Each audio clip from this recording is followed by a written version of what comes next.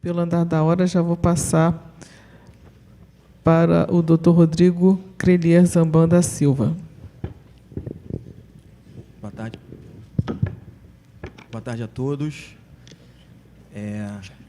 Desembargador Inês, mais uma vez uma honra estar aqui. Queria agradecer pelo convite. Sempre uma alegria muito grande estar aqui no tribunal, falando no tribunal. Thaís, incansável na organização de eventos, realmente é a campeã mundial na organização de eventos jurídicos. Professor Emerson, parabéns pela exposição densa, profunda, mas muito esclarecedora. Sempre muito bom ouvi-lo. Professor Marçal, uma referência para todos nós. Prometo que não vou abusar do meu direito de conferencista e também não vou abusar da paciência dos senhores que certamente querem ouvir a exposição de encerramento. Bom, consequencialismo nas decisões. É um tema amplíssimo. Acho que, nesse tema, vários enfoques podem ser dados, mas eu vou procurar trabalhar essa lógica consequencialista sob um prisma do controle da administração pública. Até porque eu imaginei que os palestrantes certamente falariam dos artigos 20 e 21 da LINDB. Eu vou dar um enfoque talvez um pouco diferente. Primeiro ponto, Thaís está cansada de ouvir falar isso, mas eu tenho dito muito isso. Essa lógica consequencialista ela deve ser inserida no que o professor Gustavo Menemon chama de giro pragmático do direito administrativo. Nós já temos um certo giro democrático constitucional consolidado, mas temos agora um enfoque no que se chama de giro pragmático do direito administrativo. O que é isso? Em linhas gerais, envolve a adoção de procedimentos, meios de atuação, estruturas, decisões orientadas à produção de bons resultados. Isso vale não só para aquele que exerce a função administrativa, mas também para quem exerce alguma forma de controle sobre quem exerce essa função. É trazer consequências, preocupações pragmáticas para o direito administrativo. Características desse giro pragmático, aqui rapidamente. Antifundacionalismo envolve o abandono de premissas teóricas imutáveis, de práticas que não produzem bons resultados. Mais ou menos o que se chama, cito aqui meu amigo Leonardo Coelho, de direito administrativo como caixa de ferramentas. Ou seja, eu vou testando as ferramentas. À medida que elas não produzem resultados, eu vou testando outras, vou abandonando as ferramentas velhas e vou tentando empregar meios de atuação mais eficientes. O segundo ponto é o que se chama de contextualismo. O professor Diogo já chamava isso de princípio da realidade, mas, ao fim e ao cabo, é reconhecer que decisões ligadas ao direito administrativo não podem desconsiderar a realidade cultural, social, histórica em que elas se inserem. É a valorização do contexto decisório. E, por fim, como característica desse giro pragmático, nós temos o consequencialismo, ou seja, que é, basicamente, um olhar para frente, um olhar para o futuro, né? Fazer uma abordagem prognóstica de consequências, de resultados práticos de decisões. Bom, só que, talvez, um dos grandes desafios do direito administrativo contemporâneo seja o de conciliar uma lógica de controle que faz parte da gênese do direito administrativo com essas pautas de eficiência, com essas pautas de resultado. Como conciliar o necessário controle com ideias, com noções voltadas à valorização da boa gestão pública. O giro democrático constitucional, constitucionalização do direito administrativo, ele incrementou o controle da administração pública. Elevou institucionalmente órgãos de controle a um centro de um debate do direito administrativo, intensificou o controle da administração pública, natural, desejável. Mas hoje,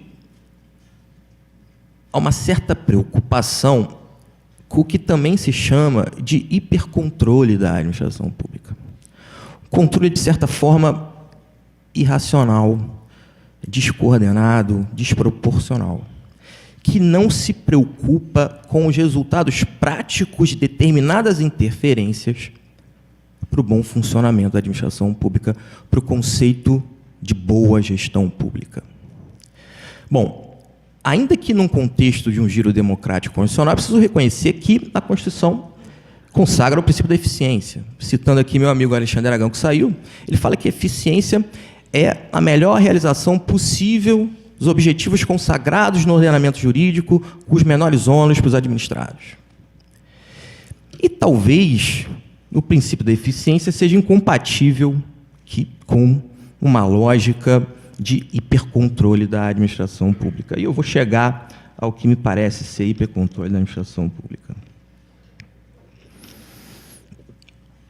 Em determinados campos, é inegável que há um excesso de controle da administração pública.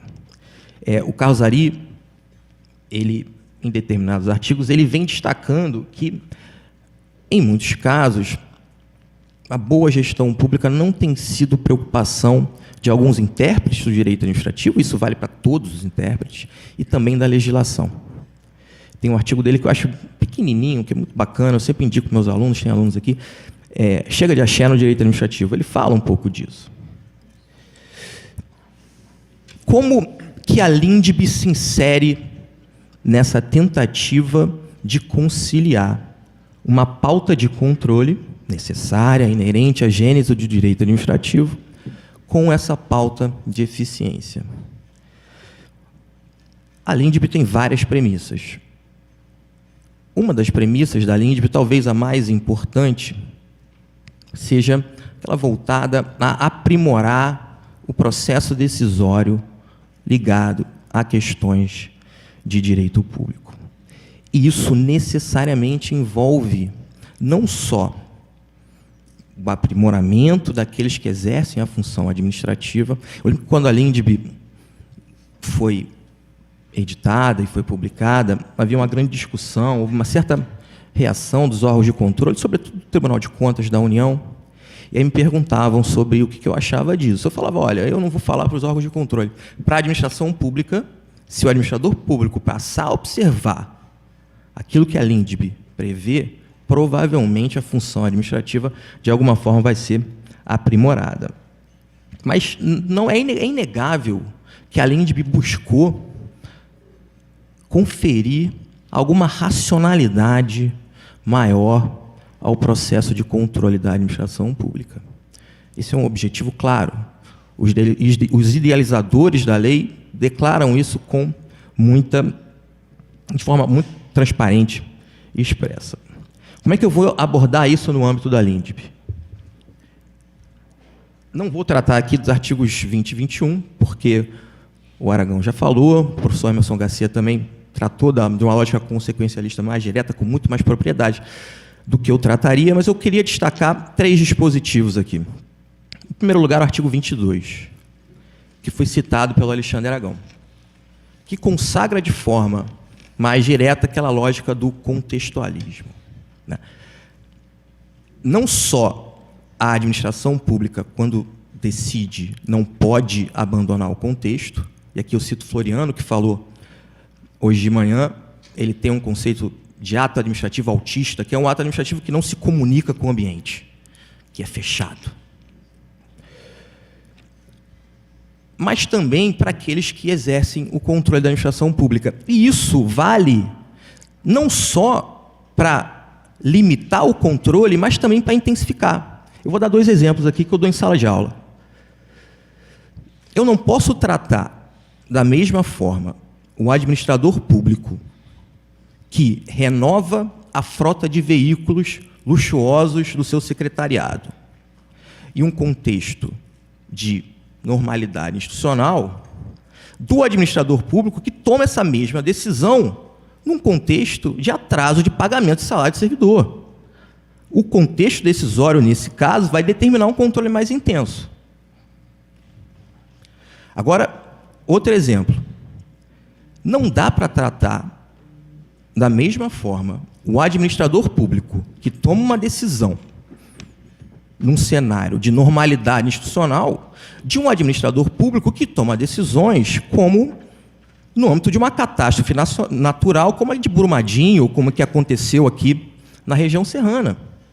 Eu não posso exigir que ele observe ali todas aquelas formalidades que a Lei 8666 exige, porque ele tem que salvar vidas, ele tem que dar pronta a solução ao caso concreto. Então, nesse caso, o controle do administrador público vai precisar levar em consideração as circunstâncias concretas, a realidade em que a decisão foi tomada. Artigo 24 da LINDB. E as suas consequências aqui para o controle da administração pública. Ele é um dispositivo muito simples.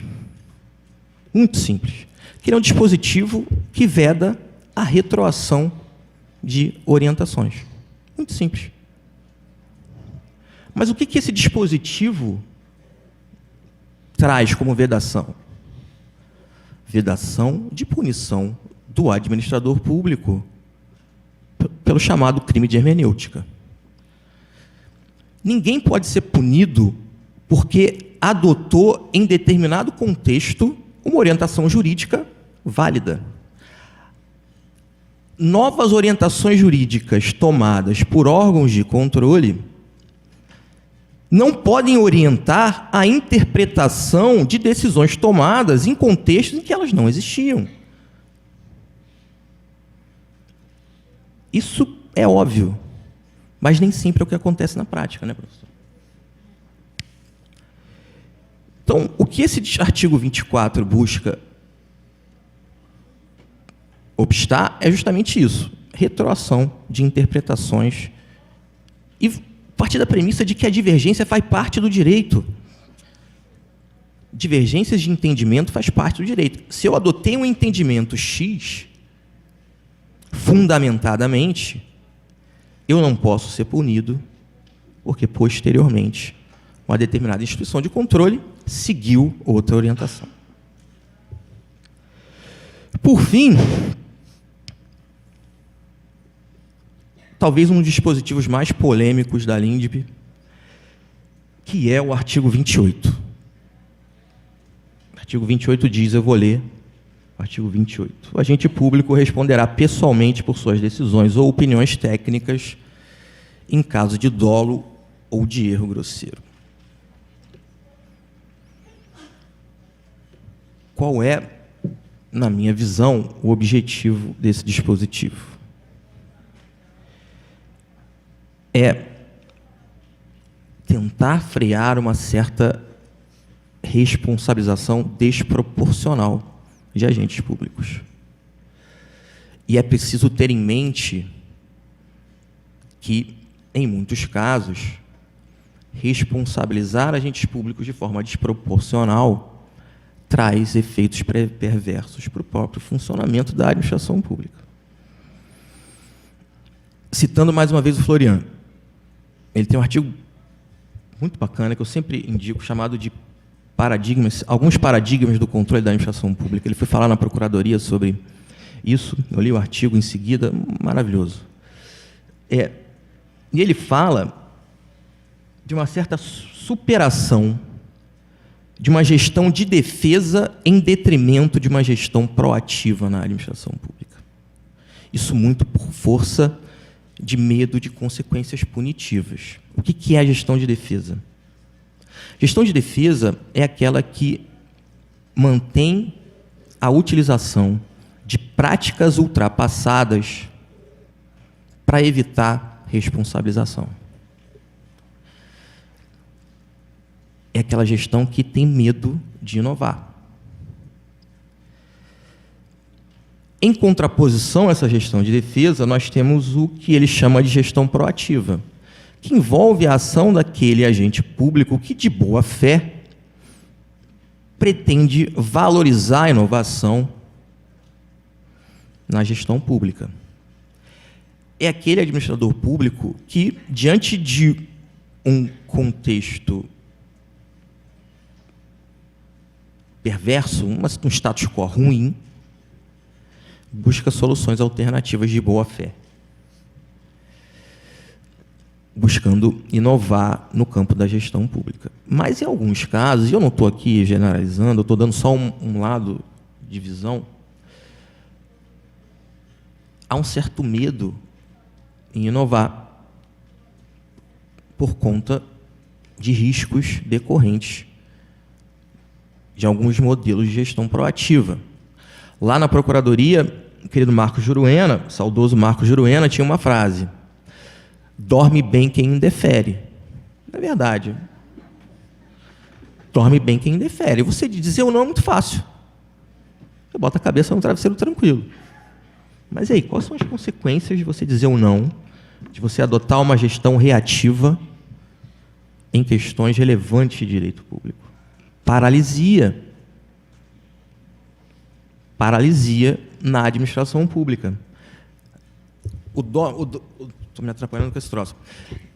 O dorme bem quem indefere é o que hoje, modernamente, se chama de apagão de canetas.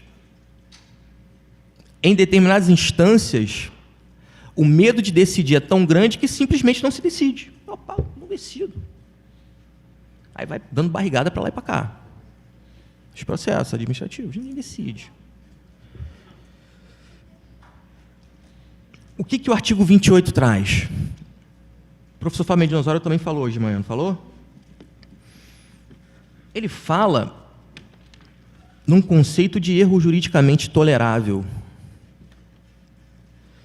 que envolve a atuação daquele agente público bem intencionado, que busca soluções inovadoras, mas que é falível. É por isso que o artigo 28, de certa forma, limita a responsabilização do agente público. Eu sei que isso é altamente polêmico, eu vou dar meu entendimento sobre isso daqui a pouco. A ocorrência de erro grosseiro, que vem sendo interpretado pela doutrina como sinônimo de culpa grave.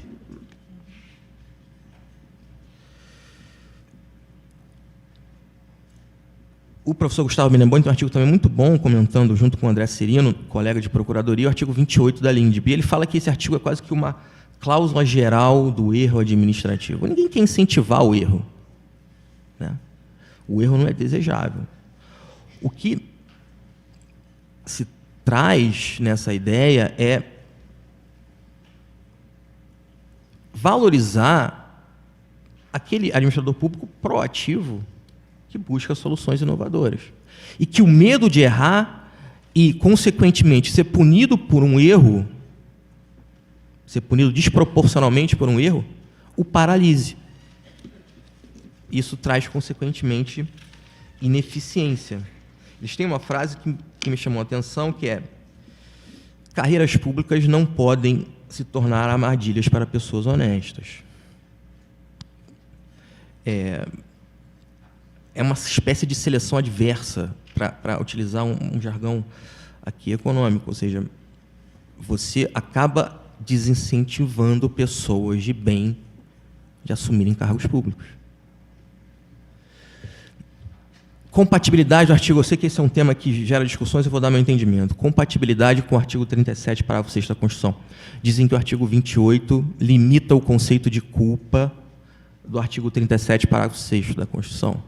Limita.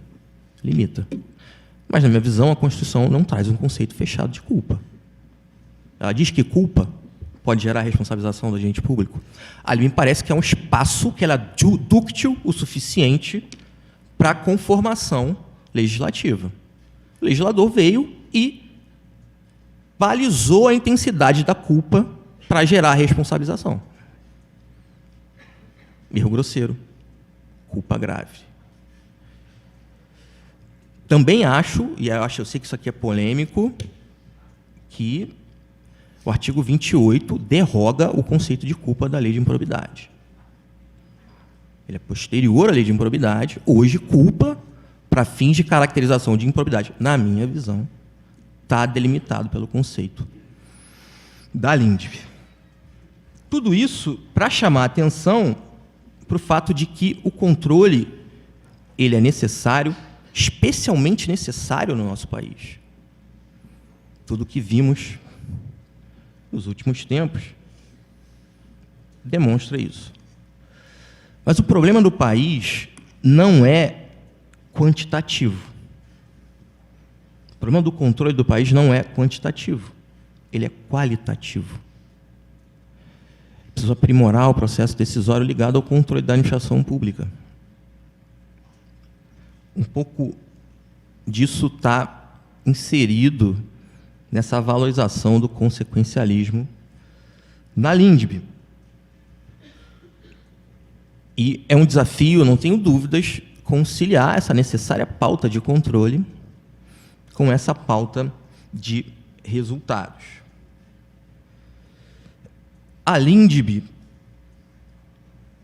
tem ali um instrumental que talvez possa direcionar não só a administração pública a melhores práticas, mas também os controladores a uma lógica mais racional de controle, um controle que não desconsidere os seus efeitos para a boa gestão pública, que, ao fim e ao cabo, beneficia a todos nós.